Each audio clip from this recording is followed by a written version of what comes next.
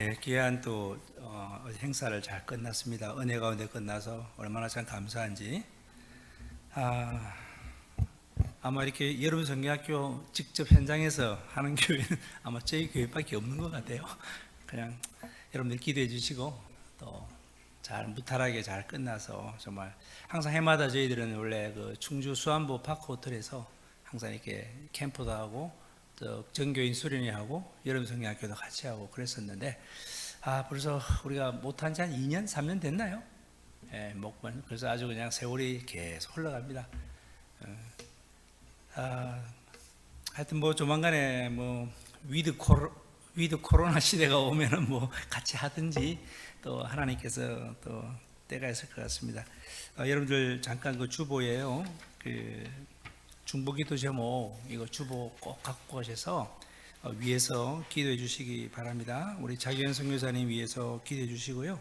특별히 최근에 뉴스도 많이 보도되고 있지만 아프가니스탄 그리고 IT 그리고 미얀마 특별히 세 나라를 위해서 여러분들이 꼭 좀 기도 부탁드리겠습니다. 저희들도 어떻게 하든지 저희 교회도 미약하나마 또 함께 동참 어떻게든지 그게 또 조금이라도 우리가 동참할 수 있는 그런 길을 모색해 보려고 하고 있습니다. 너무 가슴이 아파요.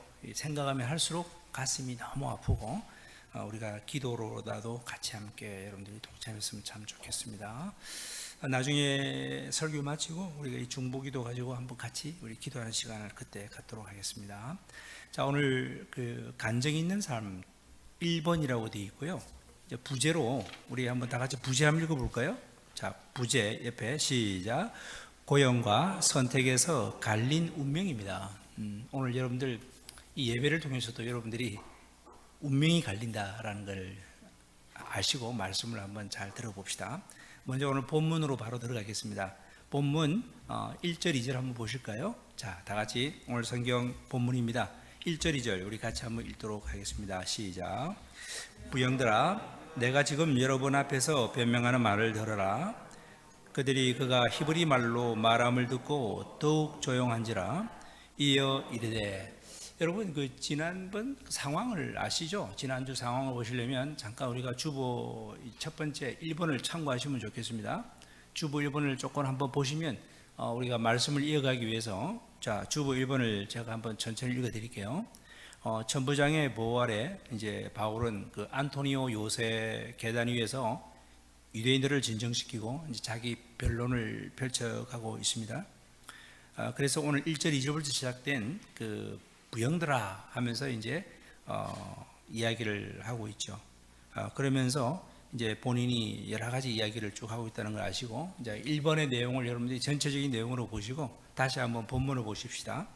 첫 번째 부형들아라고 하는 것 이건요 그냥 우리가 교회에서 주로 사용하는 뭐 형제님, 자매님 혹은 뭐 선배님 뭐 이런 어떤 친근한 이제 용어라는 것을 아시면 좋겠고요. 그 캐톨릭에서 사용하는 그 공동 번역 성경을 보니까 이제 형제님, 선배님 이런 식으로 이제 번역이 되어 있더라고요. 그러니까 그렇게 하시고 이 부형들아라는 내용. 스데반도 우리가 그 앞에 그 연설할 때 그러니까 사도행전 7장 2절이죠.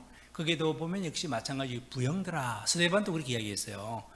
보시면 나와 있습니다. 그러니까 이 유대인들에게 아주 친숙한 이제 그 관계를 형성하고 있다라는 이 말로 표시를 했죠. 유대인들을 깊이 이해하는 말입니다. 유대인들을 깊이 이해하고 서로 이렇게 공감대가 있다라는 그런 말입니다. 바울은 자기 자신과 유대인 무리들과의 그 동질성을 지금 계속 강조하고 있어요. 그러니까 서로가 우리는 같은 마음이다. 자, 바울은 그 무리들과의 그 이제 동질성을 확인시킬 수 있도록 여기에 뭐라고 되어 있습니까? 그가 히브리 말로 말했다라고 되어 있죠. 히브리 아람어로 이렇게 이야기했다라고 하는 것. 참 이거 보게 되면요, 갑자기 무리들이 놀랍니다. 왜냐하면 분명히 바울은 그 헬라파 유대인이거든요. 헬라파 유대인이라는 말은 무슨 말이죠? 그 디아스포라 유대인이라 이 말입니다.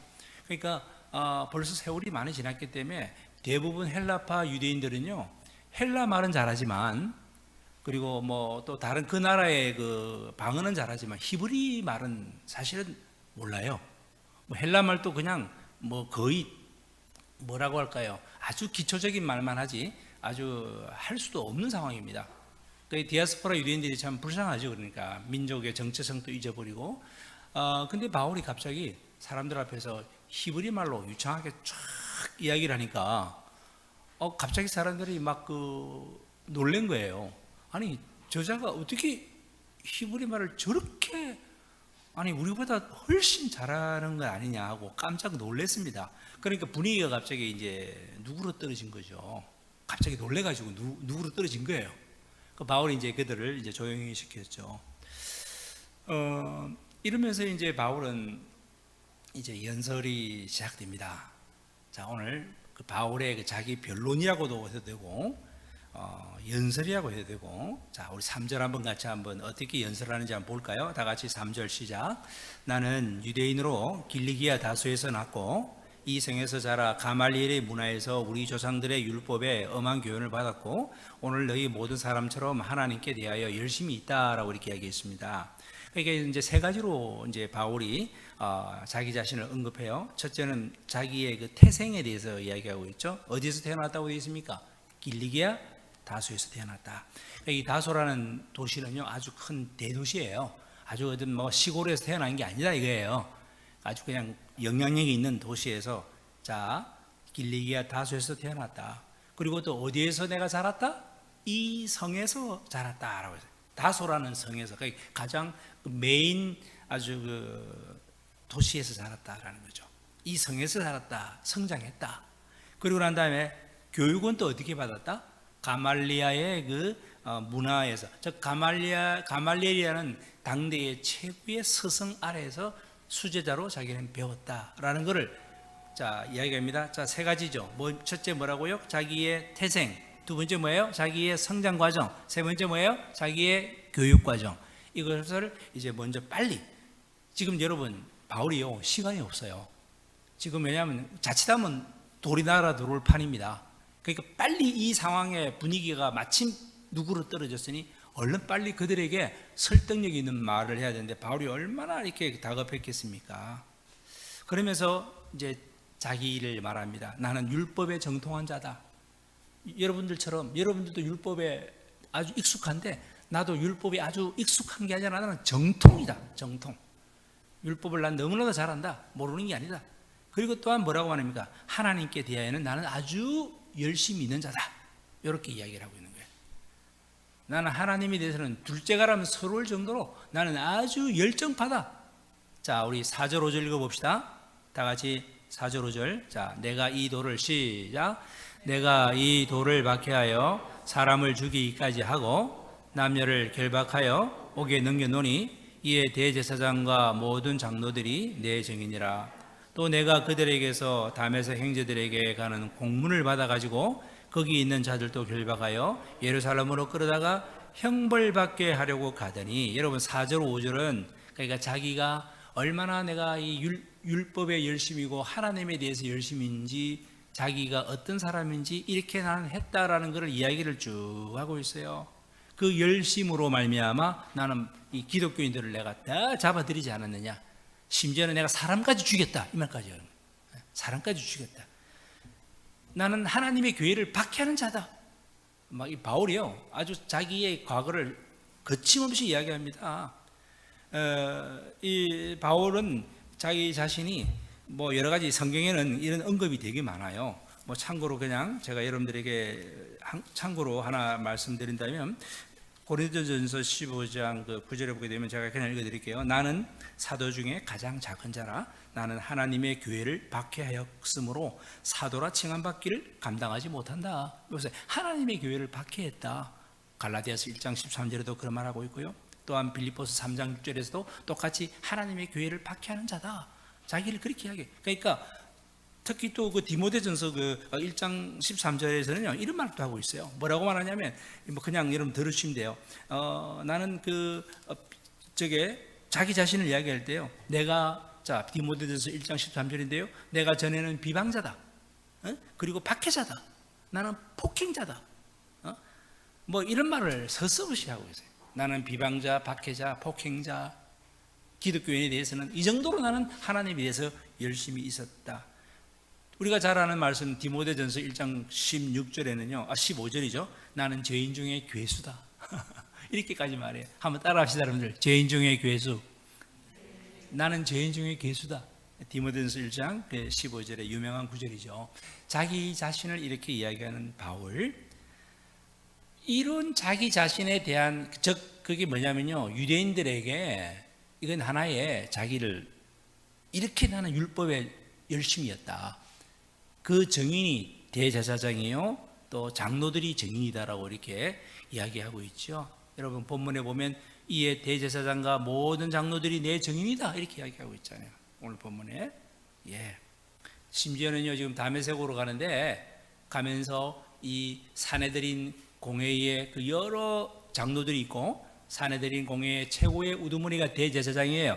그 대제사장으로부터 이 공문을 받아서, 사인된 공문을 받아서 이제 지금 다메섹으로 더욱더 합법적으로 이 기독교인들을 잡아들이려고 지금 다메섹을 향해 가고 있는 자기 자신을 소개하고 있다는 거예요. 자, 오늘 본문 6절 한번 보실까요? 다 같이 6절. 자, 다메섹으로 가는데 6절 시작. 가는 중 다메섹에 가까이 갔을 때에 오정쯤 되어 홀련히 하늘로부터 큰 빛이 나를 둘러 비쳤다. 여러분 이 내용에서 보게 되면요, 물론 이 내용은 여러분들이 앞에 사도행전 9장에도 똑같이 나와요. 지금 사도행전 9장에서 말할 때와 또 세월이 흘러서 지금은 이 상황에서 또 자기의 간증을, 그러니까 비슷한 내용인데 조금 표현이 다르죠. 자, 그걸 참고하시면 좋겠고요. 여기 보게 되면 시간을 보세요.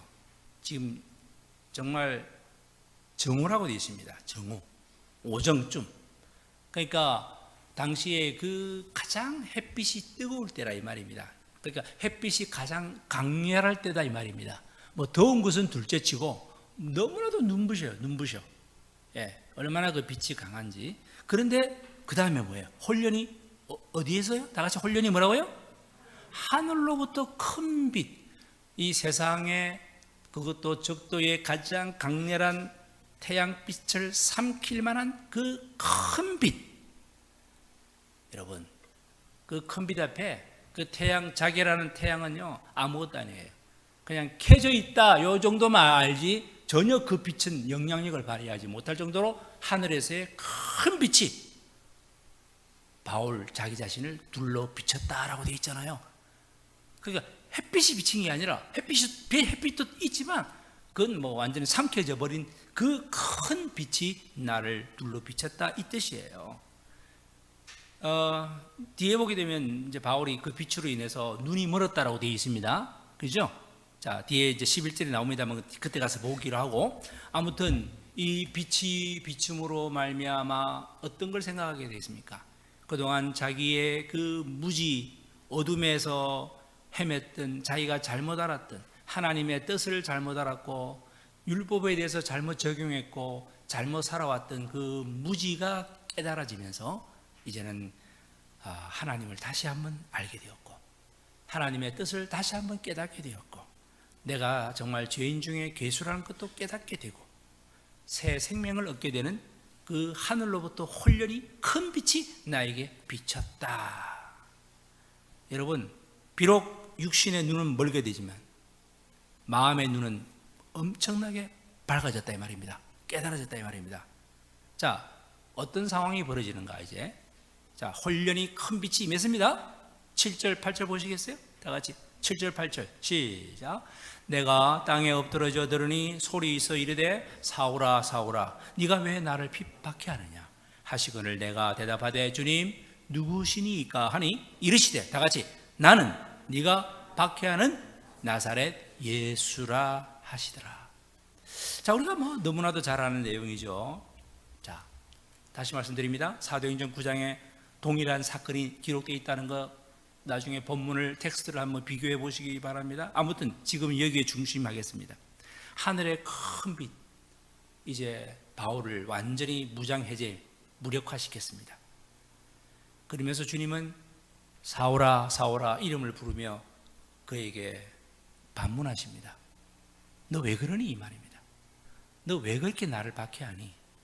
여기 보면 저는요, 한 가지 생각할 게 있습니다. 사울아, 사울아. 바울은 전혀 나의 이름을 주님이 아시리라고 생각도 못했을 것이고 생각조차도 안 했는데 갑자기 이런 상황에 나의 이름을 두 번이나 부른다는 거예요. 무슨 뜻이죠? 하나님께서는 우리가 하나님 앞에 나오기 전에도, 즉 내가 예수님을 믿기 전에도 예수님은 나의 이름을 다 같이 아신다 모르신다? 아신다는, 때가 되어서 이제는 부르십니다. 그 예수님은 사울의 이름을 이미 알고 계시듯이 바로 예수님을 만나기 전에도 나의 이름을 아셨고 지금도 나의 이름을 너무나도 잘 알고 계시고, 뭐 아시겠습니다만 사울이라는 이름은요 히브리식 이름입니다. 그리고 사울이 바울이 되죠. 바울은 뭐냐면 헬라식 이름입니다. 요거 이 정도는 아셔야 됩니다, 여러분들. 뭐 뜻은 이제 사울은 큰 자, 또 바울은 작은 자라는 그런 의미가 있습니다만은 그것보다도 히브리식 헬라식 이름이었다. 이 정도는 여러분들이 아셔야 되겠어요. 주님은 사울이 지금 핍박하잖아요. 그리스도인들, 기독교인들 핍박하잖아요. 지금은 다메섹까지 가서 또 핍박하려고 가잖아요. 그 핍박하는 자들과 예수님 당신께서 동일시하고 있다는 거예요. 무슨 말입니까? 왜 네가 나를 핍박하냐는 거예요. 내가 언제 주님을 핍박했어요? 너 지금 핍박하고 있잖아요. 내 백성을 핍박하고 있잖아요. 그게 나를 핍박하는 거다는 거예요. 너 기독교인들을 지금 너가 잡아서 옥에 가두고 심지어는 죽이기까지 하고 지금도 지금 가고 있지 않냐 이거예요. 그게 나를 핍박하는 거다 이거예요. 여러분, 여기서 우리는 어마어마한 걸 깨달으셔야 돼요. 내가 나도 모르게 본의 아니게 내 가장 가까운 사람들 본의 아니게 박해하고 핍박하는 것은 누구를 핍박하는 것이다? 다 같이 누구를 핍박하는 것이다? 예수님을 핍박하는 거라는 것을 우리 다시 한번 깨닫게 되기 바랍니다. 여기서 저는 큰 위로를 받습니다. 주님은 성도인 우리와 늘 함께 하신다라는 거. 늘 함께 하신다.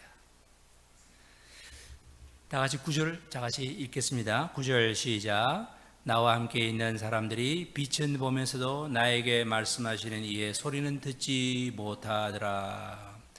사도행전 같은 본문의 그 9장 17절을 보시게 되면요, 사도행전 9장 17절 뭐 성경에 있는 분들은 한번 보시되 이건 조금 비교를 해보면 좋겠어요. 사도행전 9장 17절에는 이렇게 되어 있어요. 제가 읽겠습니다. 사도행전 9장 17절에는 여기에 그 아나니아가 떠나 그 집에 들어가서 그에게 안수하여 이르되 형제 사울아, 주 곧 네가 오는 길에서 나타나시던 예수께서 나를 보내어 너로 다시 보게 하시고 성령으로 충만하게 하신다. 너로 다시 보게 하시고 성령으로 충만하게 하신다. 이렇게 이야기를 하고 있고요. 또 동시에 여기 보게 되면 여기에 다른 사람들에게, 지금 사울에게는 막 지금 현재 이러한 일이 일어나지만 사울하고 함께 가는 사람들이 있잖아요. 여기 보게 되면 7절에 보게 되면 9장 7절을 보시게 되면 같이 가던 사람들은 소리만 듣고 아무도 보지 못하여 말도 못한다고 되어 있어요. 자, 여기 보세요. 같이 가던 사람들은 소리만 들었다. 또 보지도 못하고 그냥 말도 못하고 있더라. 근데 오늘 본문을 다시 한번 보세요. 본문에 보게 되면 소리만, 여기는 빛은 보는데 말씀하시는 이의 소리는 또 듣지 못하더라. 조금 약간 다르게 표현되어 있죠, 그죠? 다르게 표현되어 있지만, 근데 이게 다르다고 생각할 게 아니고, 여기에 핵심은 뭐냐면, 바울 이외에 지금 다른 일행들은요, 주님을 만나는 경험을 하지 못했다 이 말입니다. 지금 현재 어쨌든 바울은 주님을 만나는 경험을 하고 있다 이 말입니다. 여러분, 여기서 한번 생각해 볼까요? 우리도 때에 따라서는 빛은 보았지만 영광스러운 예수님의 계시로 그걸 보지 못하는 경우가 있어요. 그냥 빛은 보는데 반짝이는데 그걸 예수님의 영광스러운 계시의 빛으로 보지 못하고, 때에 따라서는 소리도 들어요. 소리는 듣지만 이게 도대체 무슨 말인지 알아듣지 못하는 그러한 소리, 그건 만나지 못하는 거죠. 그러나 바울은 뭡니까? 하늘에서 들려오는 부활하신 주의 음성을 분명히 듣고 그걸 들음으로 말미암아 자기 자신이 이제껏 해왔던 일, 앞으로 해야 될 일들이 너무나도 잘못된 것인 것을 드디어 바울은 깨닫게 되었다는 게 중요한 거예요. 예수님을 만나면 이렇게 됩니다. 전에는 내가 기독교인들을 체포하러 다녔지만 이제는 자신이 예수님께 체포된 상황이 된 거예요. 이제 예수님께 완전 체포됐어요, 바울이. 자, 이런 분위기입니다. 자, 이어서 본문을 보겠습니다. 10절과 11절, 우리 두 절입니다. 같이 읽어봅시다. 내가 이르되, 시작. 내가 이르되 주님 무엇을 하리이까? 주께서 이르시되 일어나 다메섹으로 들어가라. 네가 해야 할 모든 것을 거기서 누가 이루리라 하시거늘 나는 그 빛의 광채로 말미암아 볼 수 없게 되었으므로 나와 함께 있는 사람들의 손에 끌려 다메섹에 들어가노라. 자, 여기서 정확하게 표현은 안 되어 있습니다만 지금 이제 눈을 실명된 거예요. 이제요. 바울이 이제부터 한 3일간 눈을 보지 못해요. 실명됩니다. 그러니까 이게 빛의 강체로 말미암아 볼 수 없게 되었다, 실명되었다. 그래서 다른 사람들의 손에 의해서 이제 다메섹으로 들어가게 되는 이 광경을 이야기하는데, 거기 가라. 가면 누군가가 있다. 너에게 누군가가 말할 것이다. 보세요. 하나님은 이렇게 다 지금 예비하고 계시네요. 다시 한번, 하나님은 다 이렇게 뭐하고 계신다? 예비하고 계시네요. 지금 말할 사람들도, 그리고 가야 할 곳도, 그리고 갈 때 또 눈은 보이지 않지만 부축해서 같이 갈 사람들도 다 예비하신 거 아니겠습니까? 저는 이런 거 볼 때 참 하나님께서 우리에게도 이렇게 예비하심이 있다라는 거죠. 바울은 그러면서요, 그러잖아요. 주님, 내가 뭘 하리까? 이게 10절에 주님, 내가 뭘 하리까라고 아주 적극적인 자세로 나옵니다. 바울의 기질이 나와요. 여기서 보게 되면 참 적극적인 사람입니다. 그리고 주님은 답하신다고요. 가라, 다메섹으로. 그러잖아요. 그게 누가 너에게 내가 할 말을 이룰 것이다.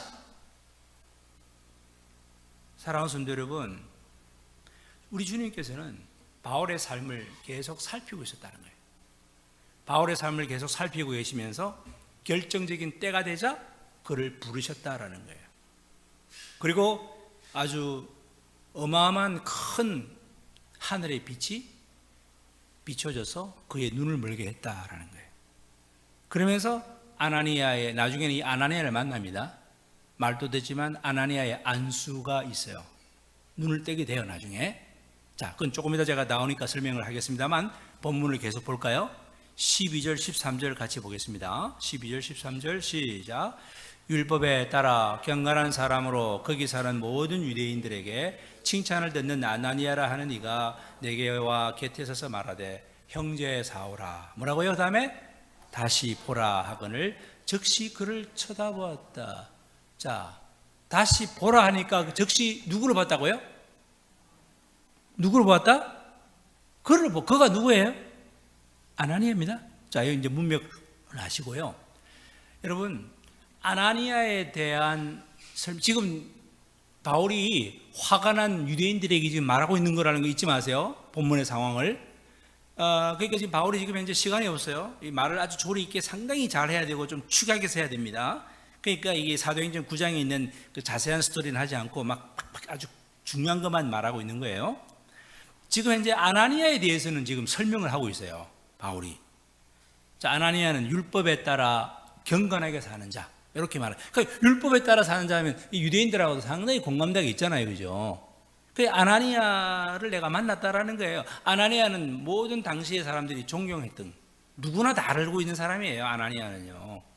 그래서 이제 바울이 아나니아에 대해서 설명해요. 내가 아나니아를 만났다. 그리고 나의 이 회심, 나의 진정한 정말 방향 전환의 회심이 결국은 이 아나니아도 나를 인정했다. 나는 이렇게 바뀐 것, 아나니아도 인정한 것이다. 아나니아는 나한테 뭐라고 말했나? 형제라고 했다. 형제 사오라라고 이야기했다. 다시 보라고 이야기했다, 나한테. 내가 눈이 실명되었지만 아나니아가 나에게 그렇게 안수하면서 그렇게 이야기했다. 그랬더니 내가 즉시 보게 되었다. 여러분, 다시 보라. 즉시 보았다. 사도행전 9장 17절에는 조금 자세하게 설명해 주고 있어요. 여기는 안수했다라고 사도행전 9장에는 말하고 있습니다. 주님께서 아나니아를 통해서 바울을 성령 충만하게 해주셨다라고 이렇게 표현되어 있습니다. 바울이 성령 충만하다는 이 표현은 뭐냐면 오늘 여기 나오는 단어입니다. 다시 본다는 이 단어. 다시 본다는 단어. 쳐다보는 행동이에요. 다시 본다는 것은. 다시 본다는 것은 쳐다본다는 행동인데요. 그냥 하나 여러분들에게 조금 단어를 좀 분석해야 될 것 같아요. 여기 보게 되면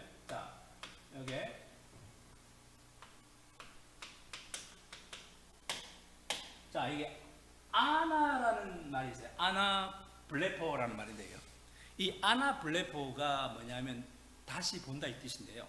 요게 다시란 말도 있지만 이 아나가 접두어로서 이제 좀 헬라어 공부 같은데 그래도 한번 중요하니까 제가 말씀드릴게요. 아나블레포 한번 따라합시다. 아나블레포. 이 아나블레포라는 건 이게 하나의 다시라는 뜻. 부사로서 쓰이기도 하고요. 다시. 혹은 여기에 전치사로서 위라는 뜻도 있어요. 위. 이 접두가요. 아나가 접두인데 다시라는 부사의 뜻도 있고 위라고 하는 전치사의 뜻도 있습니다. 이 블레포라는 말은 보다 뜻이에요. 보다. 그래서 지금 아나니아가 지금 현재 바울에게 안수하면서 다시 보라는 말이 아나블레포 하라 이 뜻이에요. 아나블레포. 그럼 이게 제가 왜 강조를 하냐면은 다시 본다. 즉 위를 본다. 조금만 더 강조한다면 올려다 봐라 이 말입니다. 올려다 봐라 이 말입니다. 올려다 보았더니 눈을 떴더니 아까 지금 갑자기 3일 동안 보지 못했잖아요. 그 눈을 딱 떴더니 아나니아의 얼굴이 쫙 보이는 거예요. 그냥 아나니아가 보세요. 바울이 지금 앉아 있죠. 안수했죠. 안수해서 위를 봐라 했더니 봤더니 아나니아의 이 아나니아라는 말도 참 재밌어요. 이게 히브리어로 음력을 하게 되면 하나냐라는 말, 하나니아라는 말은 하나님의 은혜라는 뜻이에요. 참 이것도 그러니까 사람의 얼굴이지만 하나님께서 아나니아를 통해서 하나님의 은혜가 임했다 이 뜻이에요. 아나블레포. 자, 바울은 이제 이렇게 사흘 동안 보지 못하고서 아나니아의 안수로 아나블레포의 명령에 따라서 이제 위를 올려다 보았습니다. 아나니아의 이름은 하나냐, 즉 여호와께서는 은혜롭다 이 뜻인데요. 정말 아나니아의 얼굴을 보면서 여호와의 은혜를 잊게 되었다 이 말입니다. 여러분, 올려보면서 하나님의 은혜를 잊게 된 바울이 그 다음에 어떻게 되었을까요? 그의 생애는 정말 어떠한 두려움도 어떠한 환난도 이겨낼 수 있었다라는 거예요. 그리고 우리가 바울의 1차, 2차, 3차 전도 여행에 어떤 정말 피눈물 나는 그런 것도 다 해결할 수가 있었겠죠. 여러분들 그냥 앉아서 듣고만 계세요. 고린도후서 4장 8절 12절에 보게 되면요. 자, 제가 바울이 이런 고백을 해요. 우리가 사방으로 우겨쌈을 당하여도 쌓이지 아니하며 답답한 일을 당하여도 낙심하지 않고 박해를 받아도 버림받지 않고 거꾸로 뜨림을 당하여도 망하지 않고 우리가 항상 예수의 죽음을 몸에 짊어지면 예수의 생명이 또한 우리 몸에 나타나게 하려 함이라. 이런 내용들. 바울이 어떠한 어려움도 이제는 극복할 수 있는 자기 자신을 이제 고백하는 것은 바울이 하나님을 올려다보는 은혜의 삶을 아나블레포하는 삶을 했기 때문이다 라는 걸 제가 말씀드린 거예요. 이 중요한 시점이에요. 여기가 아주. 여러분, 회개이죠. 회개. 우리 회개한다는 말 아시잖아요. 회개와 회심이라는 말 여러분 구별할 수 있습니까? 회심이라는 회자는요, 이게 돌이킬 회자예요. 아시잖아요. 돌이킬 회자. 그 개는 고칠 개자고, 회심할 때 심은 마음 심자고, 아시죠? 그죠? 그러면 이 회심이란 말은 마음을 돌이켜 방향을 바꾸다 이 뜻이에요. 그래서 오늘 바울이 이 다메섹 도상에서 회심했다 이렇게 얘기해요. 방향을 바꾸었다 이 말입니다. 마음의 방향을. 전에는 마음의 방향이 어땠는데요? 유대교의 율법의 열정을 가지고 그게 정말 하나님을 위하는 줄 알고 기독교인들을 막 박해했던 그 마음의, 그것은요 여러분, 세상의 태양빛 아래에서 보는 지혜였어요. 세상에 비치는 빛의 지혜였단 말이에요. 하지만 하늘의 빛으로서는 이제는 어둠이 필요 없고 아주 눈이 멀어야만 됐고, 그 속에서 바울은 이제는 방향을 바꾸게 되었죠. 깨닫게 되었죠. 아하, 내가 잘못 알았구나. 이게 아니었구나. 하나님의 뜻은 그게 아니었구나 하면서 회심을 하게 된단 말이에요. 그러면 회개는 뭔지 아세요? 제가 구태여 제가 좀 묵상해 보니까 회개란 지속적인 회심이 회개더라고요. 보니까. 그러니까 이 방향이 바뀌지 않고 꾸준히 된다면 이게 회개가 되어지는데요. 여러분, 이 시간 지금 다시 한번 반복한다면요, 정말 하늘로부터의 큰 빛. 나중에 여러분 이 바울의 이 다메섹 도상의 사건은요, 신약 성경에 3번 언급되거든요. 사도행전 9장에 언급되죠. 지금 오늘 본문에 사도행전 22장에 언급되죠. 그리고 나중에 사도행전 26장에 또 언급도 해요. 또 이 간증을, 왜 똑같은 간증을 3번이나 하냐면요, 이 자기의 이 회심, 예수님을 만난 사건, 내가 어떻게 해서 예수님을 만났고 내가 어떻게 해서 변화되었는지, 이 사건이 너무나도 중요하기 때문에 사람들에게 이것으로 자기 자신을 알렸다 이거예요. 오늘 제목이 간증이 있는 삶이잖아요. 여러분, 예수님 만난 사건을 여러분들은 어떻게 이야기할 수 있을까요?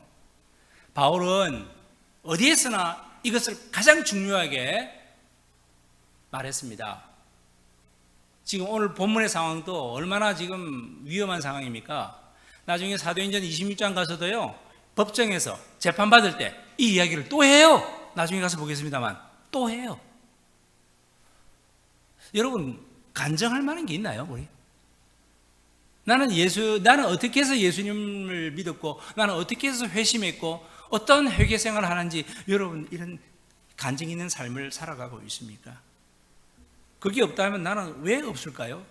그게 왜 없죠? 오늘 이 하늘빛으로 보이는 대상, 여러분, 세상빛이 아니고 우리는 자꾸 세상빛에 의해서 세상의 이 열심과 열정을 가지고 살아가는데, 좀 죄송하지만 우리 좀 눈이 좀 멀어야 돼요. 여러분, 좀 눈먼 봉사가 돼야 된다는 말은 무슨 말입니까? 하늘 빛을 발아야 된다 이 말입니다. 깨달아야 된다 이 말입니다. 내가 이렇게 살다가는 어떻게 될까? 얼마나 여러분들이 잘못 살고 있는지를 알아야 된다 이 말입니다. 예수님을 다시 만나야 된다 이 말입니다. 사울이 눈이 멀었다, 이 말은 무슨 말입니까? 마음에서 회심이 일어났다 이 말입니다. 회심. 예. 이 convert라죠. convert. 회심. 방향을 전환했다. convert 했다. 그래서 이제는 바울은요, 햇빛 아래에서 보이는, 눈에 보이는 것을 목표로 삼을 수가 없었다 이 말입니다. 이제는 하늘빛 아래에서 보이는 그것을 보고 살아가야만 했다 이 말입니다. 마음의 방향이 바뀌지 않았습니까? 이제 회심하지 않았습니까? 회심으로 인하여 믿음이 생기는 거죠. 회심으로 인하여, 회심과 믿음은 분리되지 않습니다. 제가 한 예를 들어 볼까요? 우리가 건물을 세울 때 건물의 그 기초부터 다지지 않습니까? 건물을 세울 때는 기초부터 쌓아요. 그런데 나중에 건물을 다 짓고 나면은 건물이 보입니까? 기초가 보입니까? 기초는 보여요, 안 보여요? 똑같은 거예요. 바로 이게 회심은 뭐냐면 기초예요, 기초. 우리가 지금 기초가 안 된 사람이 너무 많아요. 세상 빛을만 보고 세상 햇빛 아래에 있는 그것만 쫓아 살아가다 보면, 열정 가다 보니까 이게 회심이 안 일어나는 거예요. 사랑하는 성도 여러분, 기초 잘 쌓는 회심이 일어나는 역사가 있게 되기 바랍니다. 내가 예수님을 만났다는 이 회심, 이것이 있어야 돼요. 이것이 없으니까 아무리 쌓아도 이게 회개도 안 되죠. 믿음이 쌓아지지 않죠. 우리가 왜 예수님의 십자가를 붙들어요? 우리가 지금 예수님의 십자가를 붙들고 왜 십자가의 생활을 해야 되는지, 햇빛 아래에 보이는 것들에 대해서 이 마음의 눈 멀게 하기 위함이에요. 조금 기분 나쁜 소리인지 모르겠습니다만, 여러분 눈 멀게 하기 위해서, 시력 상실하기 위해서 우리는 십자가를 붙잡아야 되는 거예요. 그 시력 상실은 뭐죠? 햇빛 아래 보이는 것들에 대한 내 마음의 눈이 멀게 하기 위함이에요. 바울은 이런 스토리가 있었어요. 이런 간증거리가 있었단 말입니다. 회심한 간증거리. 그래서 누가복음 9장 23절에 보게 되면요, 누가복음 9장 23절, 혹시 뭐 자막에 넣으면 한번 같이 보시고요, 다 같이 한번 읽어봅시다. 나를, 시작. 나를 따라오려거든 자기를 부인하고 날마다 제 십자가를 지고 나를 따를 것입니다 라고 얘기했어요. 우리가 잘 아는 고린도전서 15장 31절, 제가 너무 좋아하는 말씀이죠. 자, 읽어봐요. 다는 하노니, 시작. 다는 하노니 나는 날마다 죽노라. 이게 십자가, 바울이 회심하고 난 다음에는요, 계속 붙잡고 쌓아갔어요. 회개하고요, 믿음을 쌓아갔다 이 말입니다. 건물을 완성해 갔다 이 말입니다. 네. 하나만 더 읽어봅시다. 고린도 후서 4장 10절에 있는 말씀, 우리가, 자, 다 같이 한번 읽어볼까요? 시작. 우리가 항상 예수의 죽음을 몸에 짊어짐은 예수의 생명이 또한 우리 몸에 나타나게 하려 합니다. 예. 그러니까 회심으로 시작된 이러한 장면들을 기점으로 진정한 십자가 생활의 달인이 되는 그런 이 바울의 이 모습이 새롭게 나오는 이 모습을 여러분들이 보셔야 돼요. 그래서 저는 이렇게 한번 결론 내보고 싶어요. 십자가 생활하는 해 아래 보이는 세상에 대해 눈물기다. 한번 따라해 볼까요? 다 같이 십자가 생활하는 해 아래 보이는 세상에 대해 눈멀기다. 시작. 해 아래 보이는 세상에 대해 눈멀기다. 이렇게 한번 말을 만들어 보았습니다. 본문 14절 가볼까요? 이제 진도 나가봅시다. 14절 다 같이. 그가 또 이르되, 시작. 그가 또 이르되 우리 조상들의 하나님이 너를 택하여 너로 하여금 자기 뜻을 알게 하시며 그 의인을 보게 하시고 그 입에서 나오는 음성을 듣게 하셨으니. 바울은 지금 아나니아의 변론을 언급하고 있어요. 계속 이 은혜로운 경건한 하나냐. 그러면서 우리 조상들의 하나님이라고 말하면서 유대인과의 공감대를 계속, 바울은 지금 노력을 많이 해요. 지금 유대인들과의 공감대를 형성하려고. 나는 전적 하나님에 의해서 나는 택함 받은 것이다. 이걸 계속 강조하고 있어요. 그러면서 세 가지 이야기하고 있죠. 하나님께서 행하신 세 가지. 그게 본문에 14절 다시 보시게 되면요, 첫 번째, 예수님은 바울에게 당신의 뜻을 알게 하셨어요. 이게 자기 뜻을 알게 하시며 돼 있죠. 그게 첫 번째예요. 하나님께서 바울에게 당신의 뜻을 알게 하셨고, 또 두 번째 뭡니까? 그 의인을 보게 하셨다. 그 의인이라고 하는 것은 바로 예수 그리스도를 말하는 거죠. 여러분들이 십자가에 못 박았던 그 의인, 예수님을 이제 내가 봤다 이 말이에요. 부활하신 예수님을 내가 봤다 이거예요. 하나님이 나를 그걸 보게 했다 이 말입니다. 그리고 세 번째, 그리고 그 사람의 입에서 나오는 음성을 내가 말씀도 들었다 이거예요. 자, 첫 번째는 뭐예요? 바울에게 하나님의 뜻을 알게 하셨다 이 말이죠. 그러니까 알게 했으니까 자기가 잘못 알았던 것을 수정하고 회심하고 바꾸고 이제는 믿음의 의를 추구하고 나가면서, 그랬더니 그 의의 주인공인 부활 예수 그리스도를 내가 보았고 그분의 말씀을 들었고, 이게 하나님이 나에게 이렇게 하셨다 이거예요. 지금 이걸 말하는 거예요. 14절은요. 이거 하나님이 나한테 이렇게 하셨다 이 말이에요. 자, 15절 한번 볼까요? 15절 다 같이 시작. 내가 그를 위하여 모든 사람 앞에서 네가 보고 들은 것에 증인이 되리라 라고 이야기하고 있어요. 보세요. 증인이 되리라. 내가 증인 된다고 했어요? 하나님이 너가 증인이 되리라고 했었어요? 누가 하신 거예요? 내가 한 거예요? 하나님이 하신 거예요? 하나님이 하신 거라고요. 여러분, 여러분들이 섬기고 계시는 하나님이 나를 그렇게 하셨습니다. 이걸 지금 자꾸 이야기하는 거예요. 예? 바울은 지금 뭘 증거하고 있죠, 여러분들? 바울이 오늘 제목처럼 간증 있는 삶이었는데, 바울은 지금 뭘 간증하고 있어요? 간증하고 있어요?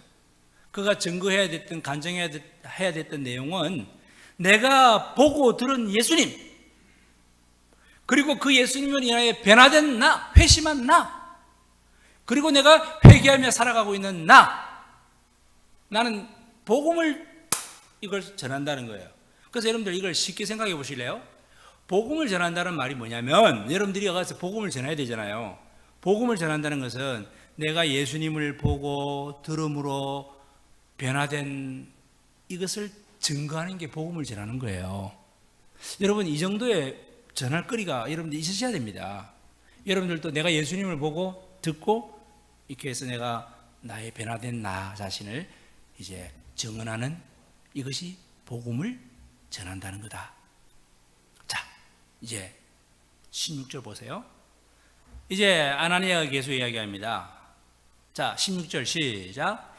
이제는 왜 주저하느냐? 일어나 주의 이름을 불러 세례를 받고 너의 죄를 씻으라 하더라. 결단을 촉구하죠. 결단을 촉구하죠. 세례 받고 죄사함 받고. 여러분, 이 세례가 뭐예요? 그 로마서 6장에 보게 되면 이 세례를 주님과의 연합으로 표현합니다. 연합.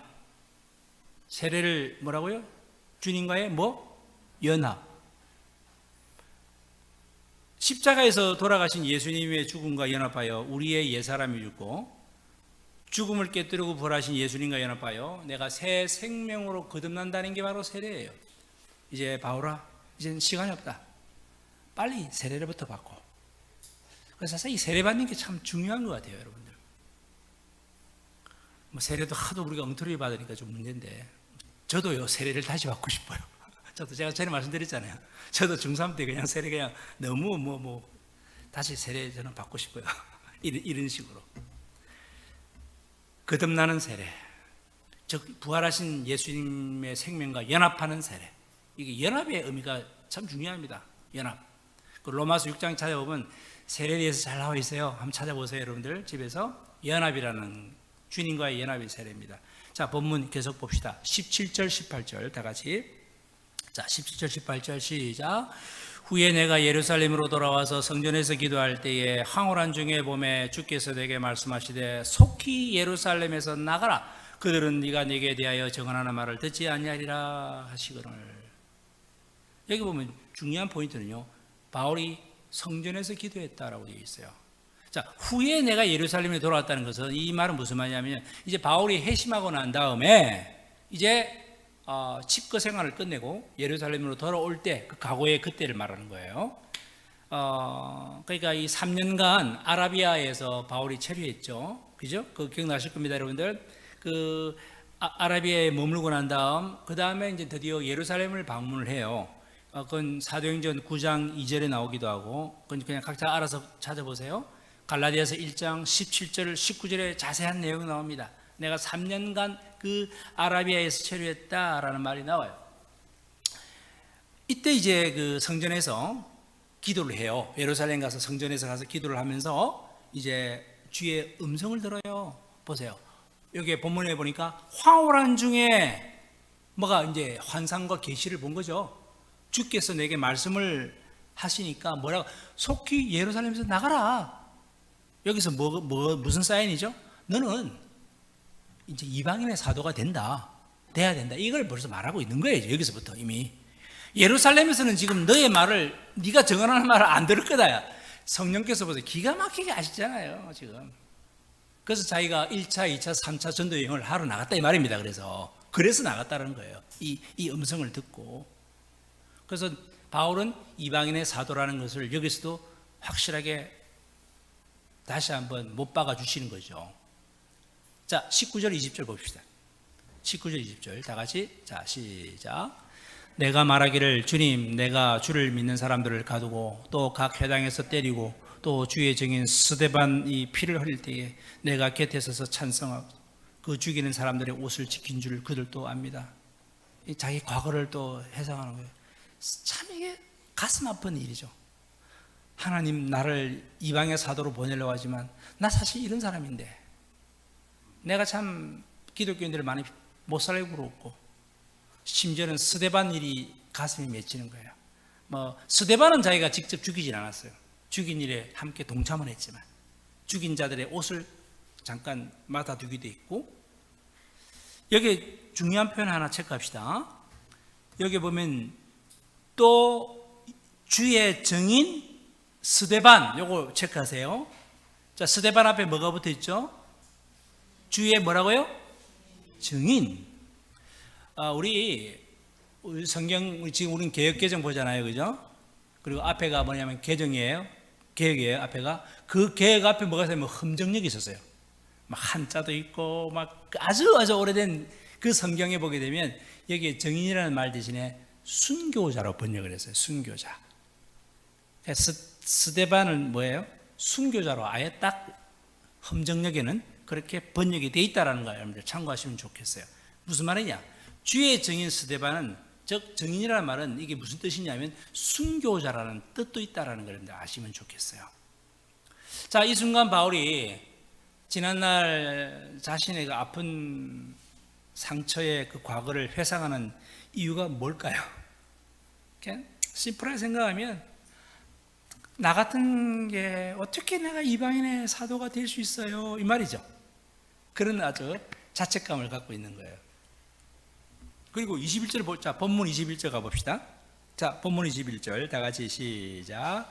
나더러 또 이르시되 떠나가라 내가 너를 멀리 이방인에게로 보내리라 하셨느니라.